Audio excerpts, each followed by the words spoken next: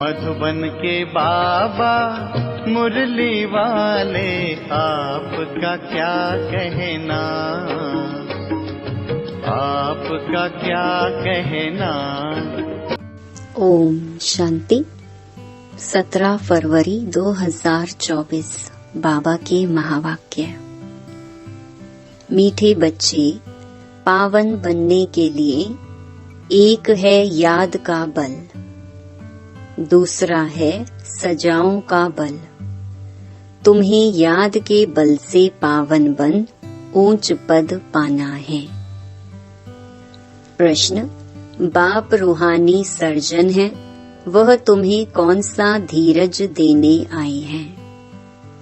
उत्तर, जैसे वह सर्जन रोगी को धीरज देते हैं कि अभी बीमारी ठीक हो जाएगी, ऐसे रूहानी सर्जन भी तुम बच्चों को धीरज देते हैं। बच्चे, तुम माया की बीमारी से घबराओ नहीं।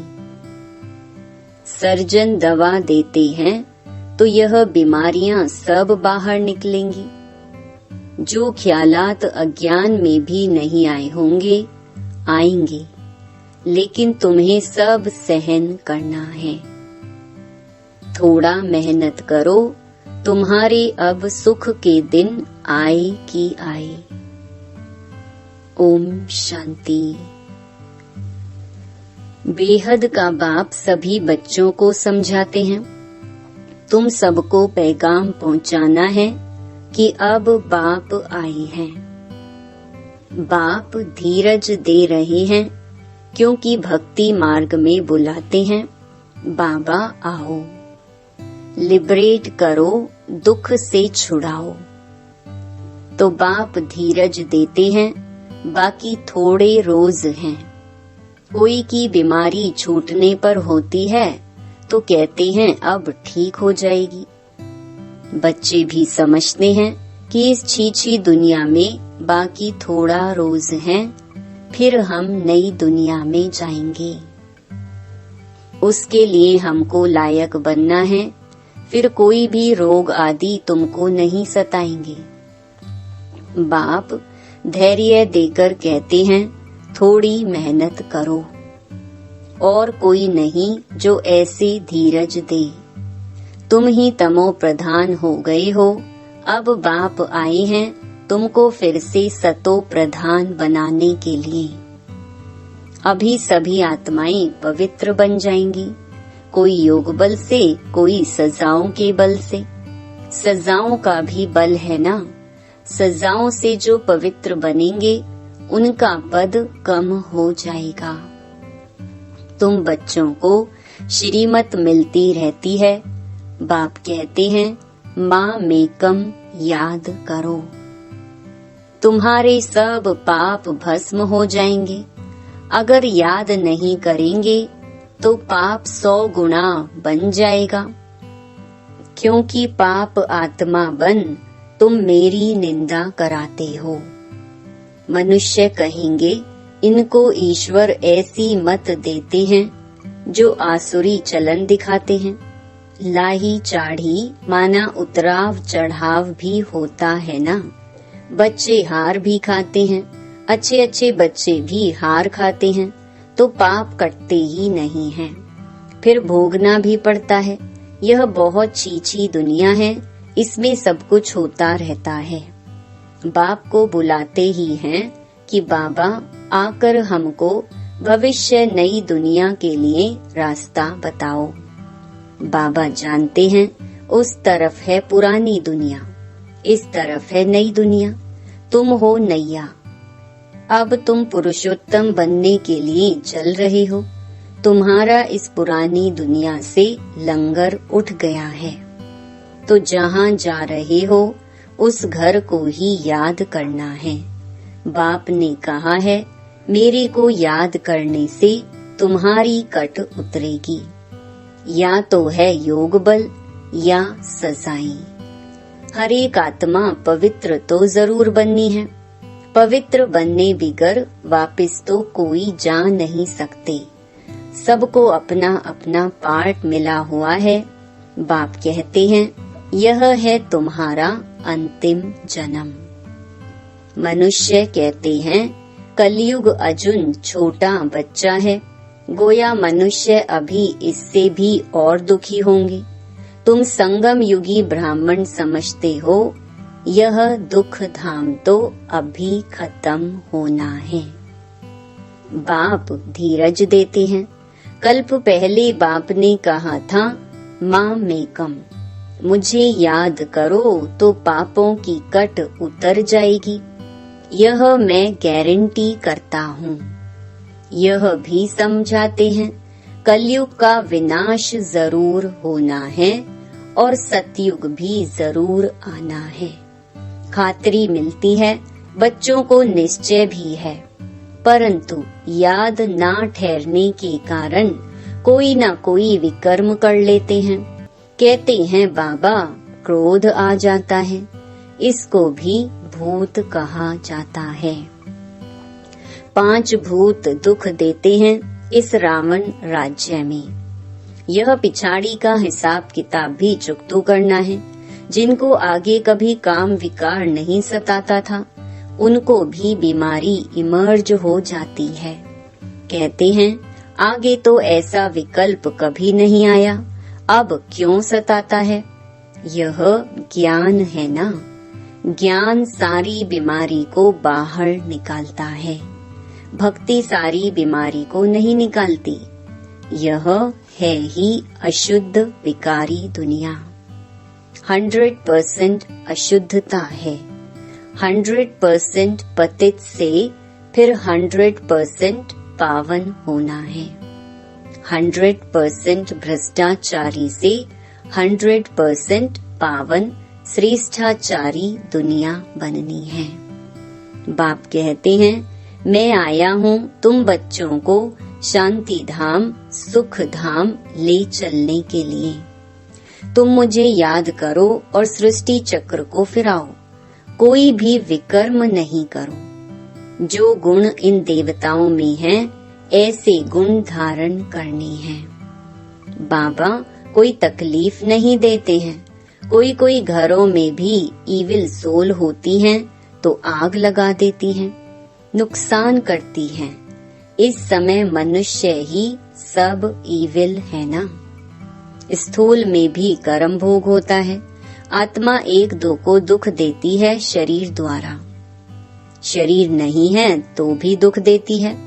बच्चों ने देखा है जिसको घोस्ट कहते हैं, वह सफेद छाया मुहाफिक देखने में आते हैं, परंतु उनका कुछ ख्याल नहीं करना होता है। तुम जितना बाप को याद करेंगे उतना यह सब खत्म होते जाएंगे। यह भी हिसाब किताब है ना। घर में बच्चियां कहती हैं हम पवित्र रहना चाहती हैं, यह आत्मा कहती है। और जिनमें ज्ञान नहीं है वह कहते हैं पवित्र नहीं बनो।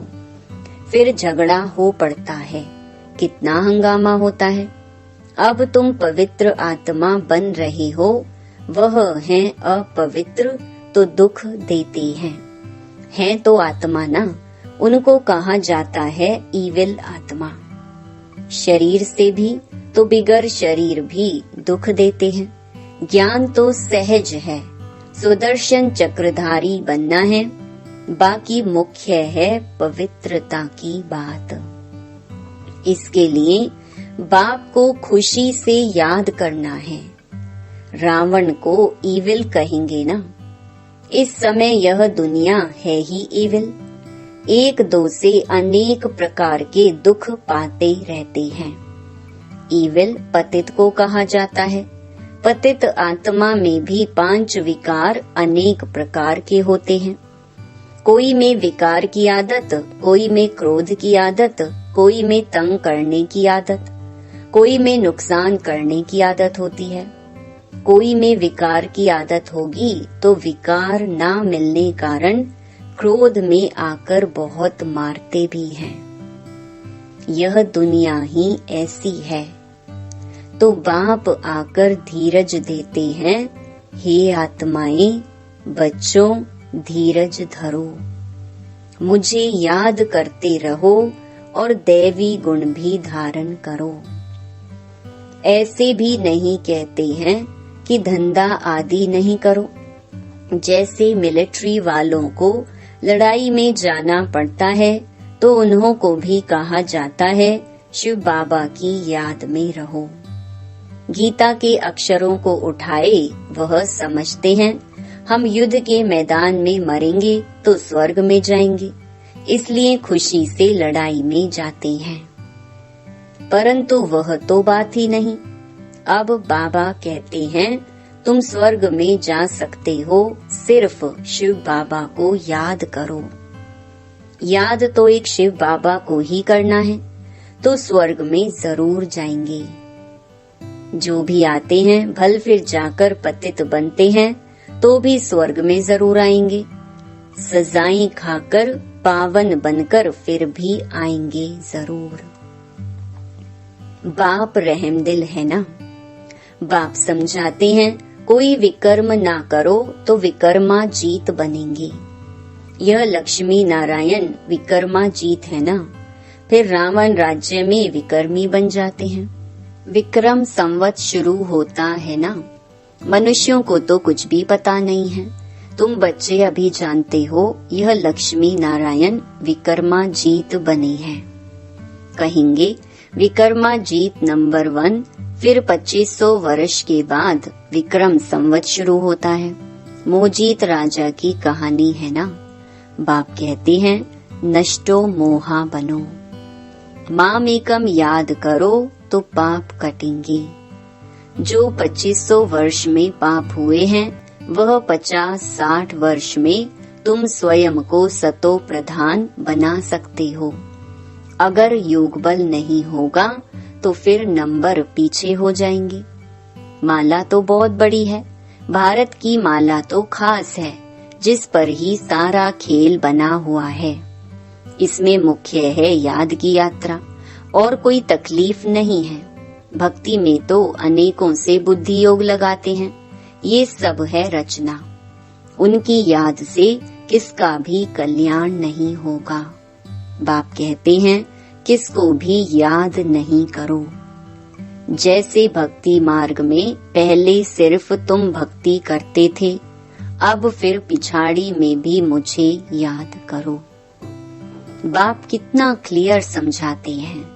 आगे थोड़े ही जानते थे, अभी तुमको ज्ञान मिला है।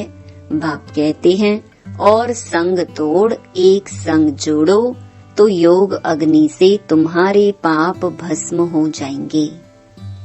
पाप तो बहुत करते आए हो, काम कटारी चलाते हो, एक दो को आदि मध्य अंत दुख देते आए हो। मूल बात है काम कटारी की। यह भी ड्रामा है ना। ऐसे भी नहीं कहेंगे ऐसा ड्रामा क्यों बना। यह तो अनादि खेल है, इसमें मेरा भी पार्ट है। ड्रामा कब बना कब पूरा होगा ये भी नहीं कह सकते। यह तो आत्मा में पार्ट भरा हुआ है। आत्मा की जो प्लेट है वह कब घिसती नहीं है। आत्मा अविनाशी है, उसमें पार्ट भी अविनाशी है। ड्रामा भी अविनाशी कहा जाता है। बाप जो पुनर्जन्म में नहीं आते हैं वो ही आकर सब राज समझाते हैं। सृष्टि के आदि मध्य अंत का राज कोई भी नहीं समझा सकते। ना बाप का ऑक्यूपेशन ना आत्मा का, कुछ भी नहीं जानते। यह सृष्टि का चक्र फिरता ही रहता है। अब पुरुषोत्तम संगम युग है, जब सब मनुष्य मात्र उत्तम पुरुष बन जाते हैं। शांति धाम में सब आत्माएं पवित्र उत्तम बन जाती हैं। शांति धाम पावन है ना। यह दुनिया भी पवित्र है, वहाँ शांति तो है ही। फिर शरीर मिलने से पार्ट बजाते हैं। यह हम जानते हैं, हर एक को पार्ट मिला हुआ है। वह हमारा घर है, शांति में रहते हैं। यहाँ तो पार्ट बजाना है। अब बाप कहते हैं भक्ति मार्ग में तुमने मेरी अव्यभिचारी पूजा की, दुखी नहीं थे। अभी व्यभिचारी भक्ति में आने से तुम दुखी बन पड़े हो। अब बाप कहते हैं दैवी गुण धारण करो, फिर भी आसुरी गुण क्यों। बाप को बुलाया कि हमको आकर पावन बनाओ, फिर पतित क्यों बनते हो। उसमें भी खास काम को जरूर जीतना है तो तुम जगत जीत बनेंगे। मनुष्य तो भगवान के लिए कह देते हैं आपे ही पूज्य आपे ही पुजारी, गोया उनको नीचे ले आते हैं। ऐसे पाप करते करते महाविकारी दुनिया बन जाती है। गरुड़ पुराण में भी रौरव नर्क कहते हैं, जहाँ बिच्छू टिंडन सब काटते रहते हैं। शास्त्रों में क्या क्या बैठ दिखाया है, यह भी बाप ने समझाया है। यह शास्त्र आदि सब भक्ति मार्ग की हैं। इनसे कोई भी मेरे साथ नहीं मिलते हैं और ही तमो प्रधान बन पड़े हैं। इसलिए मुझे बुलाते हैं कि आकर पावन बनाओ तो पतित ठहरे ना। मनुष्य तो कुछ भी समझते नहीं हैं। जो निश्चय बुद्धि हैं वह तो विजयी हो जाते हैं। रावण पर विजय पाकर राम राज्य में आ जाते हैं। बाप कहते हैं काम पर जीत पाओ, इस पर ही हंगामा होता है। गाते हैं अमृत छोड़ विष क्यों खाते हो। अमृत नाम सुनकर समझते हैं गौ मुख से अमृत निकलता है। अरे गंगा जल को थोड़े ही अमृत कहा जाता है। यह तो ज्ञान अमृत की बात है। स्त्री पति के चरण धोकर पीती है, उनको भी अमृत समझते हैं। अगर अमृत है तो फिर हीरे समान बने ना। यह तो बाप ज्ञान देते हैं जिससे तुम हीरे जैसा बनते हो। पानी का नाम कितना बाला कर दिया है। तुम ज्ञान अमृत पिलाते, वह पानी पिलाते हैं। तुम ब्राह्मणों का किसको भी पता नहीं है। वह कौरव पांडव कहते हैं, परंतु पांडवों को ब्राह्मण थोड़े ही समझते हैं। गीता में ऐसे अक्षर हैं नहीं जो पांडवों को ब्राह्मण समझे। बाप बैठ सब शास्त्रों का सार समझाते हैं। बच्चों को कहते हैं शास्त्रों में जो कुछ पढ़ा है और जो कुछ मैं सुनाता हूँ उसको जज करो। तुम जानते हो आगे हम जो सुनते थे वह रॉन्ग था, अब राइट सुनते हैं। बाप ने समझाया है तुम सब सीताएं अथवा भक्तियां हो। भक्ति का फल देने वाला है राम भगवान। कहते हैं मैं आता हूँ फल देने। तुम जानते हो हम स्वर्ग में अपार सुख भोगते हैं। उस समय बाकी सब शांति धाम में रहते हैं। शांति तो मिलती है ना। वहाँ विश्व में सुख शांति पवित्रता सब कुछ है। तुम समझाते हो जबकि विश्व में एक धर्म था तब ही शांति थी, फिर भी समझते नहीं हैं। ठहरता कोई मुश्किल है, पिछाड़ी में बहुत आएंगे, जाएंगे कहाँ। यह एक ही हट्टी है। जैसे दुकानदार की चीज अच्छी होती है तो दाम एक होता है। यह तो शिव बाबा की हट्टी है, वह है निराकार। ब्रह्मा भी जरूर चाहिए। तुम कहलाते हो ब्रह्मा कुमार कुमारियाँ, शिव कुमारियाँ तो नहीं कहला सकते हो। ब्राह्मण भी जरूर चाहिए। ब्राह्मण बनने बिगर देवता कैसे बनेंगे। अच्छा, मीठे मीठे सिकिलधे बच्चों प्रति माता पिता बाप दादा का याद प्यार और गुड मॉर्निंग। रूहानी बाप की रूहानी बच्चों को नमस्ते। धारणा के लिए मुख्य सार। पहला, देवताओं जैसे गुण स्वयं में धारण करने हैं।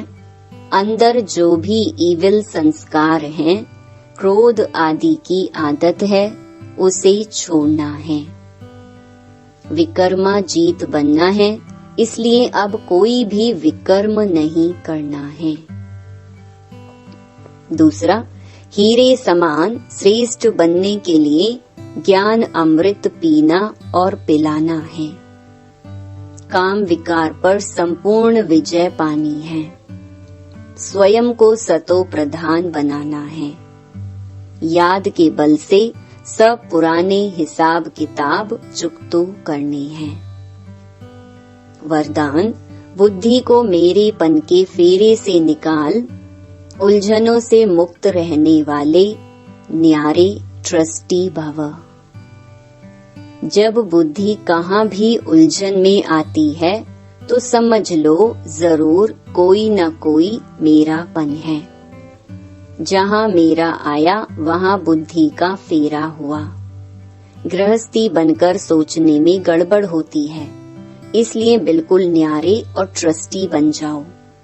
ये मेरापन, मेरा नाम खराब होगा, मेरी ग्लानि होगी, ये सोचना ही उलझना है।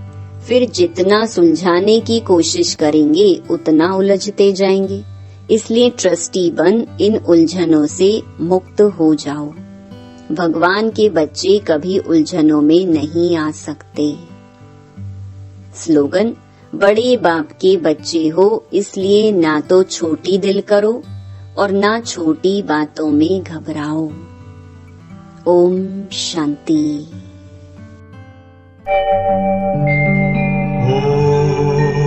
Om Shanti.